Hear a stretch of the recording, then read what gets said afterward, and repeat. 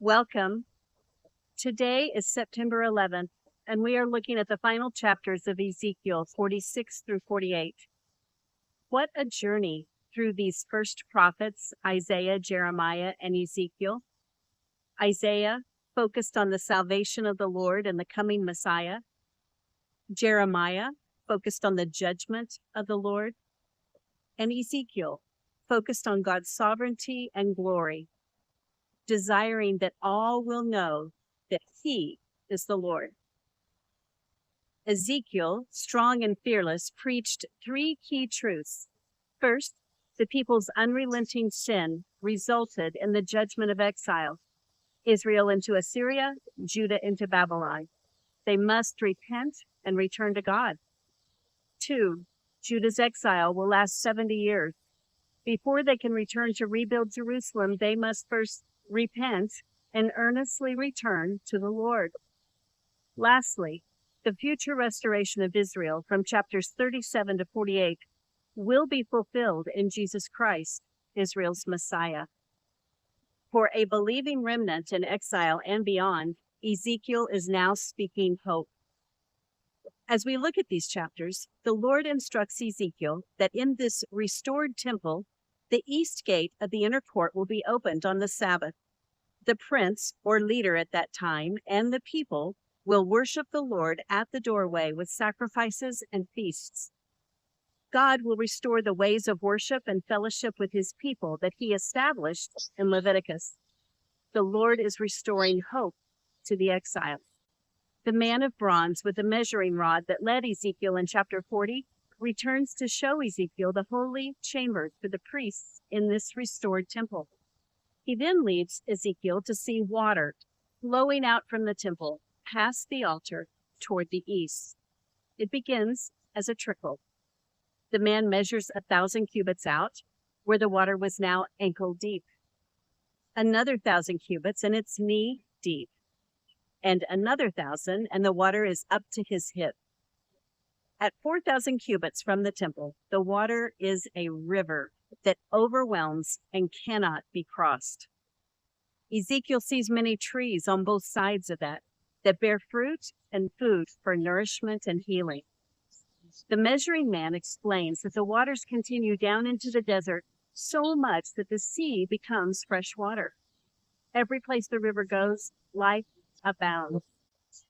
The Lord then gives the boundaries of the land of Israel, determining the placement of each tribe, of the city of Jerusalem, and the sanctuary.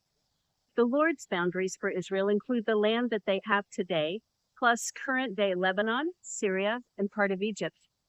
The western border will be the Mediterranean Sea, and the eastern border will be the Jordan River. The Lord plans a holy allotment of land in Jerusalem for the sanctuary, the Levites, and the priests. He plans for 3 gates on each of the 4 sides of Jerusalem, named for the tribes of Israel. The Lord has plans for good for his people. Even though they have grievously turned from him, if they will return to him, they will be welcomed and be in his eternal kingdom. The book closes by giving Jerusalem a new name, Jehovah Shammah. The Lord is there. Several truths spoke to me today. First, God has a plan for good and he will bring it to pass. He rules over times and kingdoms. We can trust him.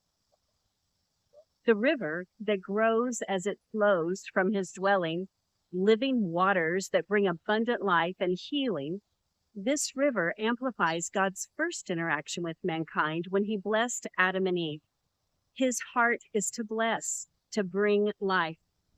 God's river of life begins slowly, as our life in Jesus does, in the shallows of God's grace and power. As we follow him more, our hunger and thirst deepen so that we hunger for even more of him.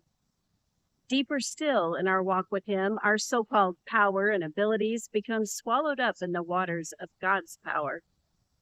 Eventually, we dive in over our head, fully surrendered to him, submitting our desires to do something for God, to be a complete dependence on him and his Spirit. so that he lives and freely moves through our lives to accomplish his purposes. Ray Stedman explains, the river of living water flows from the throne past the altar of sacrifice. We can never drink of the river of the Spirit unless we are willing to do so by way of the cross of Calvary. Life pours from a fountain called Calvary. When I was in Argentina, I saw this river of life unfold firsthand. A group of men circled their pastor in hip-deep water. As he explained baptism, they all went under the water and then burst forth with arms raised and pure joy on each face. We sang a song which translated says, "Submerge me in the river of your Spirit, Lord." So beautiful. May this become our daily reality too. And may more people come to know that he is Lord in all the ways Ezekiel has shared. Congratulations for persevering through Ezekiel. I hope it is a blessing to you as it is to me. We'd welcome your thoughts about how God spoke to you through Ezekiel. Thank you for being on the journey with us. Blessings to you.